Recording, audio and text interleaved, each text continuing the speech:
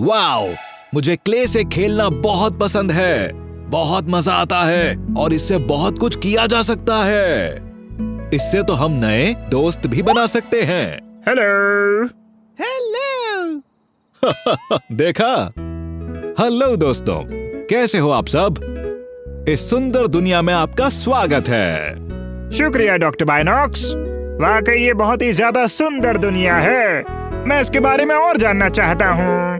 लेकिन हम बने किस चीज के हैं? हम बहुत लचीले, नर्म और आसानी से मोड़े जा सकते हैं। कितना मजा आता है ना?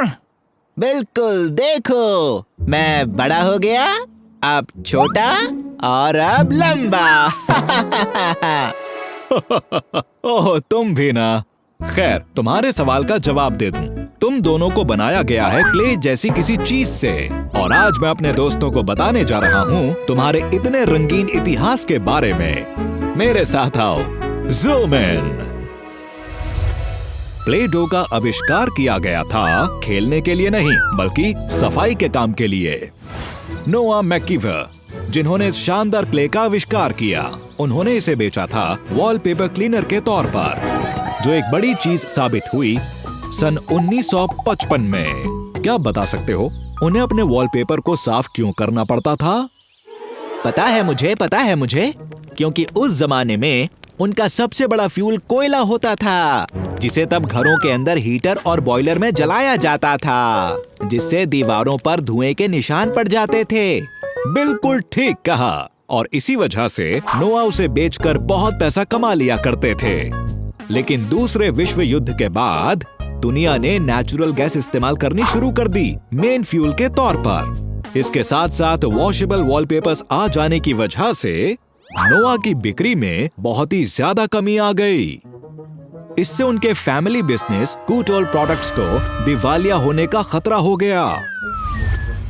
खुशकिस्मती से नोआ का नेफ्यू जो मैकीवर काम में उनके साथ आ गया, जिसने सेल्स चार्ट को दोबारा ऊपर पहुंचा दिया, और वो इस काम को नहीं कर पाता बिना अपनी सिस्टर इन लॉ के ज़ोलॉफ की मदद के, जो एक नर्सरी टीचर थी। वही थी जिन्होंने ऐसा आइडिया दिया जिससे कूटोल प्रोडक्ट्स बच गया। वाओ, पता नहीं उसने ये कैसे किया होगा। मैं जानता हूँ, कहा जाता है हर कामयाब आदमी के पीछे किसी औरत का ही हाथ होता है। के ज़ोलॉफ ने सुना हुआ था कि टीचर्स बच्चों के लिए मॉडलिंग क्ले के तौर पर कूटोल वॉलपेपर क्लीनिंग कंपाउंड इस्तेमाल कर रही हैं। उसने स्टूडेंट्स के साथ भी उसे ट्राई किया और उन्हें बहुत पसंद आया।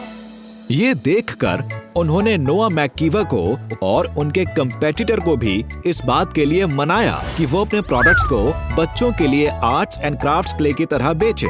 यहाँ तक कि उन्होंने अपने पति के साथ मिलकर उसे नाम भी दे दिया, और दोस्तों, उस नई क्ले को नाम दिया गया प्ले डो।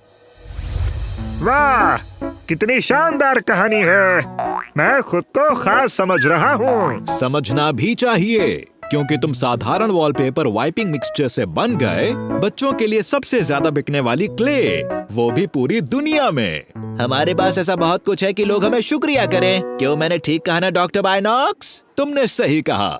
कुछ और बहुत सी मजेदार बातें हैं जो तुम्हें नहीं पता होंगी। इस अगले हिस्से में बताऊंगा, जिसे हम कहते हैं ट्रिविया टाइम। सन 2003 में टॉय इंडस्ट्री एसोसिएशन ने प्ले डो को अपनी सेंचुरी ऑफ टॉयज लिस्ट का हिस्सा बनाया, जिसमें शामिल थे टॉप 100 सबसे यादगार और क्रिएटिव टॉयज, वो भी पिछले 100 साल के।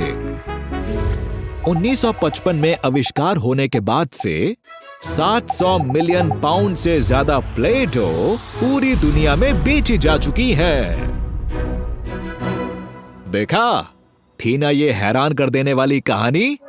क्या बात है, मुझे पता ही नहीं था कि हम इतने कमाल के आविष्कार हैं। उन्होंने हमें वॉलपेपर क्लीनर्स बनाने के बारे में सोचा ही क्यों, जबकि हम तो खेलने की इतनी शानदार चीज हैं। मुझे खुशी है कि हम टॉक्सिक नहीं हैं, वरना चाहते हुए भी कोई बच्चा हमसे खेल नहीं पाता। और अगर ऐसा होता तो तुम बेकार हो जाते। मैंने ठीक कहा ना दोस्तों? खैर, आज के लिए इतना ही। मैं जा रहा हूँ अपने नए दोस्तों के साथ खेलने। क्या आप मुझे उस कंपनी का नाम बता सकते हो जो अब प्ले डो बनाती है? मुझे पता है आपके आराम का वक्त है, तो अगली बार फिर देखना कुछ और मजेदार फैक्ट्स के लिए। मैं डॉक्टर बायनॉक्स जूमिंग आउट।